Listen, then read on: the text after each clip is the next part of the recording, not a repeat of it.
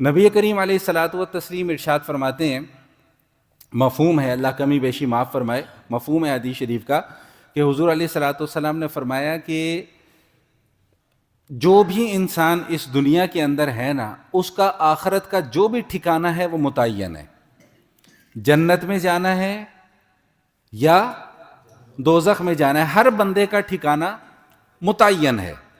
ہمارا ٹھکانہ لکھا ہوا ہے کہ ہم نے کہاں جانا ہے، ہمیں ابھی نہیں پتا، ٹھیک، لیکن جب میں یہ حدیث پوری سناؤں گا تو انشاءاللہ آخر میں پھر تسلی کا سامان ہے۔ تو ہر انسان کا ٹھکانہ متعین ہے کہ اس نے کہاں جانا ہے، جنت میں جانا ہے کہ دوزخ میں جانا ہے۔ اچھا، اب جو سوال آپ کے ذہنوں میں پیدا ہو رہا ہے، یہ سوال صحابہ کرام کے ذہنوں کے اندر بھی پیدا ہوا۔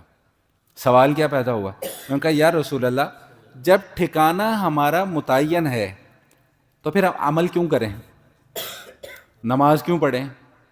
روزہ کیوں رکھیں؟ زکوٰۃ کیوں دیں؟ صدقہ و خیرات کیوں کریں؟ اب سنیے گا نبی پاک صلی اللہ علیہ وسلم کا جواب بھی آ گیا اور انشاءاللہ تسلی کا سامان بھی آ گیا۔ تو نبی کریم علیہ الصلاۃ والتسلیم نے جو بات ارشاد فرمائی، میں اس کا مفہوم اور خلاصہ آپ کے سامنے عرض کر رہا ہوں۔ مفہوم اور خلاصہ یہ ہے کہ بھائی عمل پھر بھی، بولیں بھائی میرے ساتھ ساتھ چلو نا یار، طبیعت میری ٹھیک نہیں ہے، ذرا آپ تو میرا ساتھ دیں، کہ عمل پھر بھی کیا کرنا پڑے گا بھائی، عمل۔ اور پھر یہ بات ارشاد فرمائی کہ جس شخص کا جو ٹھکانہ ہوتا ہے نا، اللہ اس کے لیے وہ راستہ آسان کر دیتے ہیں۔ بھائی اگر ٹھکانہ جنت ہے نا، تو اللہ تعالیٰ اس کے لیے نیک اعمال کا کرنا کیا کر دیں گے؟